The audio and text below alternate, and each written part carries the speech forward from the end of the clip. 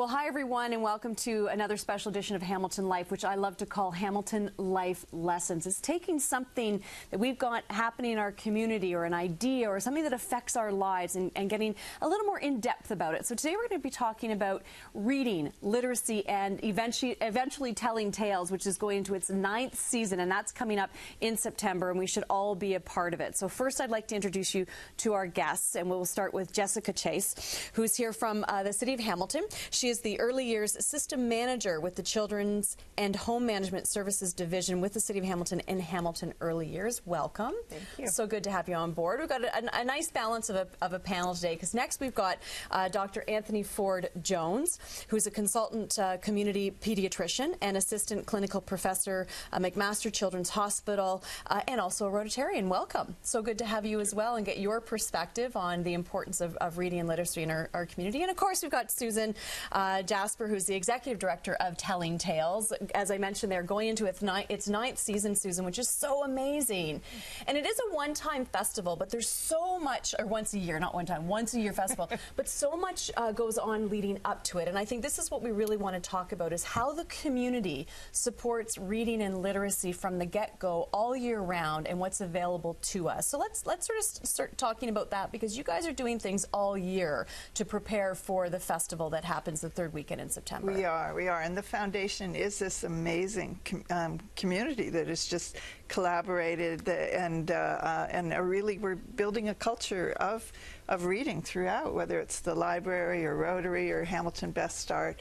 It's only done by an extraordinary community. Mm-hmm. Yeah, and let's start there, because you mentioned the Best Start program. So just going to go over to you to talk about that, because you're transitioning that program right now. A lot of people are familiar with it, but let's just talk about, from the City of Hamilton's perspective, what's going on in our community from how you see it and what you've been seeing over the years. Yeah. So the City of Hamilton and Hamilton Early Years, which is our former Hamilton Best Start network, is working together with a number of community partners to ensure that we are planning for an earlier system that is going to be high quality, integrated, and accessible for families and children within our community.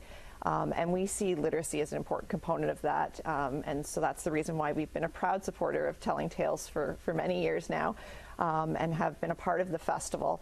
But we're quite excited this year, because as you mentioned, it is a once-a-year festival. There's so much going on around literacy throughout the year, and we wanted to support that. So we were quite excited this year to be able to also support it by providing books through our Ontario Early Years Centres and our Parenting and Family Literacy Centres to families in our community. Yeah, which is really great. We'll talk more about that a little bit later on, but just to give everybody a bit of background too, now we've got you, Dr. Ford-Jones, to sort of talk about being a pediatrician and understanding how this is so reading, literacy, so important for the growth of our young people's brains. Absolutely, and from the earliest stage possible. We know that children who are not exposed to words, lots of words from a very early age, will, by the age of, say, grade 3, be so far behind in terms of their literacy. Their overall functioning is severely impacted by that. And an interesting little anecdote is that by grade 3, by the age of 3, a child who has not been exposed to all the kind of chatter that we do as parents who are well educated and advantaged, have everything going for them, tend to talk to their kids all the time. And parents who are from a very different background, where they don't have that kind of advantage, tend not to talk to their children. So by the time they're 3, they will have heard 30 million words more in an advantage situation. So you can imagine you're washing your children with words from the day they're born, in fact beforehand, if you're talking to your baby. So we, as pediatricians, for a long time we've been recommending reading to your children all the time, just reading, talking to them for sure, reading to them, singing to them. And there are some programs where they've actually given mums a little bag, a library bag with a couple of books in it and a library card at birth. Just get going from the beginning and talk to your children as much as you can, reading, speaking, singing. And libraries are an amazing resource. I mean, they've said for years, like, how our library is going to survive with everyone going online with everything, but they are, and they're changing as well to be inviting to the entire community, from parents bringing their little ones in at a very young age, but then as an adult, it's still important to keep up your reading and your literacy skills, and to not sort of disconnect. Absolutely. Absolutely. The other partners that have jumped on the Telling Tales campaign from the beginning are the school boards, and what they talk about is what we're doing is really supporting parental engagement, because if the child goes home and there is no culture of reading and storytelling, then it ends there, even though there's wonderful things going on in the library and schools. So what we're doing at Telling Tales is kind of kickstarting a love and inspiring the whole family to do this together. And I think that it can go in waves as well. If we take a look, if you are a parent that reads to your child, and there's, reading in kindergarten, they usually sit down and they're all, having story time and things like that. So it's there and available to them at a young age. And I think excellent point about the fact that you need to do that. Those words are so important to our children. But then sometimes they'll break away a little bit. They get into their teen years. They're probably not reading necessarily as much. And then it can come back full circle as we get older. All of a sudden we, submerge ourselves into reading again. So I think it's important at all stages of life. So let's talk about that for a minute, and how we can kind of spark it when they're little, and then hopefully keep that reading bug alive in them somehow. We're focused, the City of Hamilton and our division and Hamilton Early Years is focused on the early years, and we do a lot of planning and work with children 0 to 12. And work with our community partners to do that. And you mentioned a number of partners. We work with the school boards, with the libraries, and I think you've raised a really good point about our hope is that by sparking that literacy, and we know that it's so tied to early brain development, that then sets them on a trajectory throughout their life to it sparks a love of reading, and just sets them up for really the best possible start that they can have in life. And let's talk about, building that foundation. What are some of the things that we can be doing? And I'll look to you, Dr. Ford-Jones, just from your perspective as parents and even grandparents with our little ones out there. What are just some of the easy things that we can do on an ongoing basis to keep this happening within the house, within the school system, all those kinds of things? One of the things, read, speak and sing, which I've mentioned, is the obvious starter. But one of the things we need to do is to realize that the opportunity cost of reading and speaking is sapped by technology. Mm-hmm. So if children are plugged into an iPad or television or a computer game of some kind, they will not be getting that, because you as a parent are good, they're fine, they're quiet, they're not bothering me, I don't have to do anything, they're entertained. That's not good enough, unfortunately, for language development. And it's not just the language that they're hearing, it's the interaction, the face-to-face interaction. When you're speaking to a child, you are talking to them. It's a serve and return type of situation. You send something to them, they send something back to you. And that is the key thing. That's what builds the brain. The brain, you've probably heard of synapses in the brain, that as the brain branches out, every little thing that you do with a child, or every thing a child does that has a reaction, a human reaction, builds the brain. And that's such a critical thing to be done in the early years, and those few years are so critical. Yeah, and there's so much research to support. I mean, even in our own community right now, with the program Start to Finish, they've connected with McMaster University, and they're actually researching kids that would have had a very low interaction with reading and in the home, so they're bringing it into the school, and the changes that they're seeing in those children and how they flourish within the classroom is really incredible, and an amazing eye-opener to then understand why this is so important to our communities. Just thinking about when we lose them, and the teens, the 18-year-olds is a whole other syndrome. But the stats are that you often lose them around 9 or 10, just as they're sort of becoming tweens. And so the library at Telling Tales, my perspective is always Telling Tales, but the library at Telling Tales has helped us build really solid programs for the tweens and the teens. Last year the festival was half of the guests were 9 years or older, which was really satisfying. Which is really great to see, right? You do lose. That's when they start getting introduced to the technology, and you lose them. So we're working extra hard as a community to try and give them something inspiring to keep them in the world of reading. And technology isn't always a bad thing. There's a lot of good in that. I think it's just, finding the balance, something that incorporates all of it. And as you said, I think so important to keep the conversations going. Like, find something interesting that you found online and then talk about it, because then at least you're having those face-to-face conversations. Many times in the waiting room, I'll see a mum busily on her iPad while the children are playing around, but while she's doing that, she's not interacting in any way. And you see mums pushing their babies in the strollers, and they're not looking at the baby. It's that looking at that eye-to-eye contact that's so critical to building the brain. I mean, and I think we're seeing that a lot of us will complain if we've got, you know, teenagers and things these days, because it is so hard to engage with them and get them to look at you and have a conversation. But then I think as a parent, it's so important to, I want to say force, because that sounds like but make sure that those conversations do happen at some point throughout your day with your kids at whatever age they happen to be. And are you seeing that in, like, within what you're doing at the City of Hamilton, because you're out there in so many different ways, advice you can give to parents to make sure that continues on? Well, I think one of the things that I would mention, one of our community partners, so we work very closely with the organizations that operate the Ontario Early Years Centres, as well as our school boards that operate parenting and family literacy centres. And I think that those provide an excellent opportunity to have that interaction that you're talking about. Parents can go there with their child and drop in, and they can play, and they have opportunities to have questions that they might have about their child's development answered by a professional.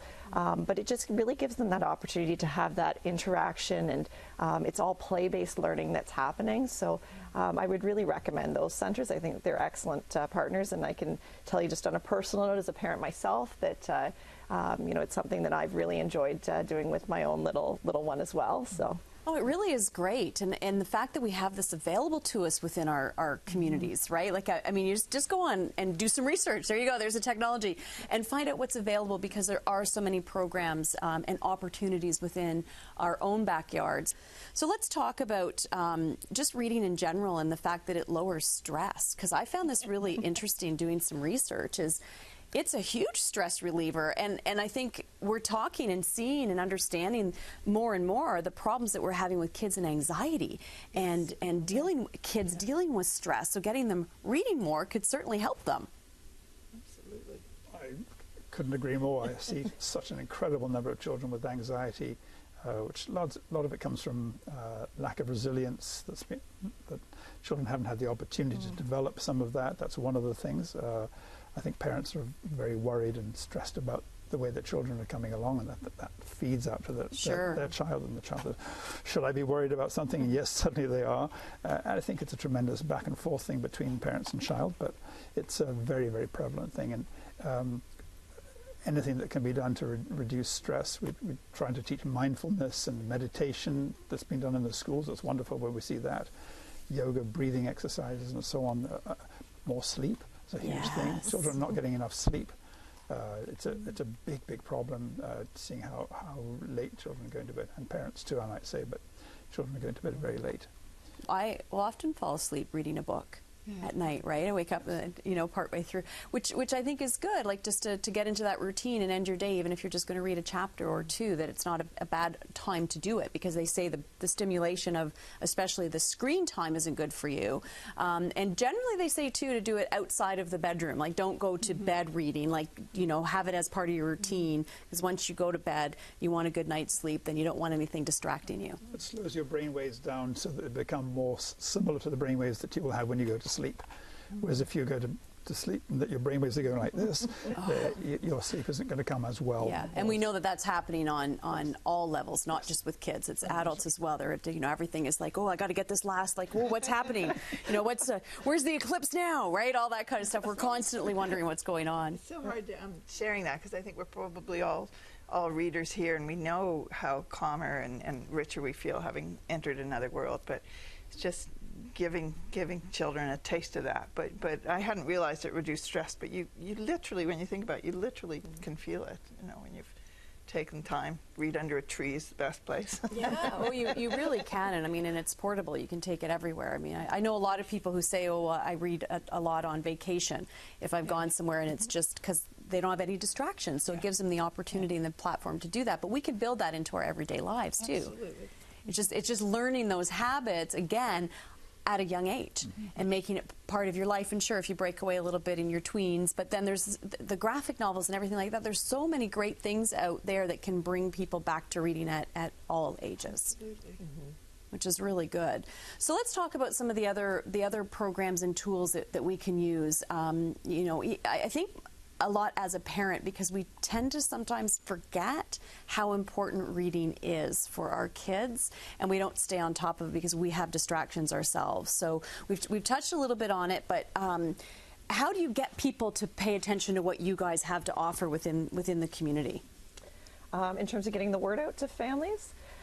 So I think there's a number of different strategies. We've been working closely with Susan at Telling Tales, and I know that she promotes a number of the programs and initiatives that we're involved with, and likewise, you know, we want to ensure that we're promoting Telling Tales. We're seeing families come into our office on a regular basis, so we're making sure that we have pamphlets that are handed out. We also want to make sure that we've got a social media presence. So, you know, I know that you do some blogging. We've also, the city has been tweeting about the Telling Tales Festival that's coming up, and just really trying to get that out through a number of different avenues to families. And I think the other thing that we hear a lot from families is that the number one referral source for a number of the programs and initiatives we're involved with is word of mouth. You know, so encouraging families to share that information, making sure that our frontline staff, whether that's in an early year center or at a library or in a school, have the information that they can provide those to families as they're having conversations with them day to day. And such a great partnership. I mean, it was a natural fit, and it's great that you came on board, you know, the City of Hamilton as a big partner with Telling Tales. I think that's so important. And I wanted to ask, too, sort of from the Rotary perspective, because Rotary's been an amazing partner with Telling Tales. Couldn't have got started without Rotary. Right? So let's talk about that, because, again, I think we don't always recognize all the connections and links in the community to something as wonderful as Telling Tales, and why you would be part of that. Well, I've been a pediatrician in Burlington for 35 years, but it took me 25 before I realized that Rotary was there. And when I joined, I was thrilled to find that children and youth are a major focus of Rotary, and literacy is a big issue. And so from a pretty early start, we heard of Telling Tales and got right on board with them. And there's a number of different ventures that Rotary has taken part in at encouraging literacy wherever possible. Yeah, such a great fit for you, Wonderful. right? As you said, being a pediatrician and going, wait a second here, Rotary has to do with the youth. It was too extraordinary, and I'd love to see family doctors handing out the little flyers and bookmarks and encouraging, because family doctors are one of the things that they are supposed to do when seeing a child is to, especially at the 18-month visit, but essentially at every time, is to do those proactive health maintenance and development maintenance type of questions, and asking about screen time and asking about reading, and telling them about things like Telling Tales is a wonderful opportunity at a doctor's office. So. Well, certainly Telling Tales has grown in popularity over the years. Susan, you've done an incredible job getting the word of mouth out there within the community with the partners and everything that you're doing. But go back in history a little bit and tell us the reason why Telling Tales started in the first place. Thank you for the question, because it leads back to Rotary. I'm a Rotarian, and when I joined Rotary, the light went on, and I realized that I'd come from a publishing background, but I realized that Rotary International took literacy as a way to reduce poverty very, very seriously as one of the pillars. And I just had an aha moment where I thought, I wonder if this is the kind of group that would really back a crazy idea I had about a children's literacy festival. And we went off and visited Anthony's in Burlington Central. There's other clubs in Burlington that have supported us, and Hamilton, actually, if you count it all, there's actually now 19 clubs. But the wonderful thing is Rotarians have this motto, service above self, and when we went out to the clubs, they're just, yes, we want to help. So that whole attitude, it's one thing to have a crazy idea, but you need people who say, yes, we want to help to all take off. And so it snowballed from there. And the partnerships and the sponsorship keeps growing, but at the core, the Early Literacy Hamilton group is also an amazing group, and they've helped. So we've had people from Toronto say, you know, how did you do that? We don't have community like that. You've got the school boards, the library, the the city, you know, the Rotary, all pulling together. But Hamilton is remarkable that way. You know that. It really truly is, and I just think we're so blessed and fortunate in this whole area to have something like this, but to have the support from the community and at all levels. You know, whether it's the city, whether it's individuals like yourself. You know, everyone just sort of coming together and understanding why this is so important. And of course, having this out at Westfield is incredible because the venue is amazing. I mean, it's such an incredible place to go as a family and sort of embrace what's going on. Let's talk about some of the things you'll have happening this year. Just left to just say it. Westfield is it's a historic village, but what we have happening is it's really a purest Disney World without any of the commercialism or any of the costs. It's free. That's right. So if you want to save yourself tens of thousands of dollars, just come to Telling Tales. But we bring in 30 of Canada's top illustrators, authors, storytellers, musicians, and our age range is from newborn right up to 16. And they enter this world, which is back in time, and they step into the village. And there's 9 different stages and something happening everywhere. And you might meet Alice in Wonderland, or you might meet Cinderella's stepsisters, but the most important meetings are these kids connecting with the authors themselves and hearing their story and how that book came about. And we're really bringing in authors that some are local, some are internationally renowned, that are known because they can inspire and connect with kids, and so that's at the heart of it, is that connection. And the nice balance that you have too of authors and illustrators. I mean, because to see the illustrations come to life, it's really cool for a lot of, well, for all of us, not just young people, but it kind of brings them in, and they're like, wow, that is so neat. And we have a wonderful African-French storyteller.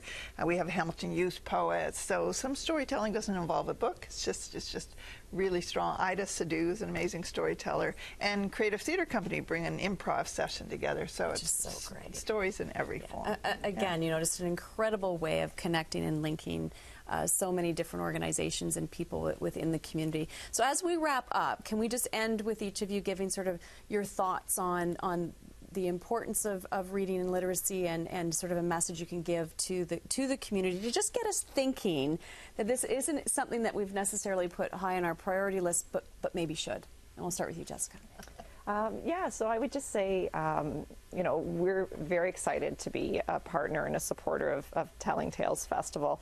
The festival itself is just a wonderful, wonderful event. I would strongly encourage families in our community to go and check it out.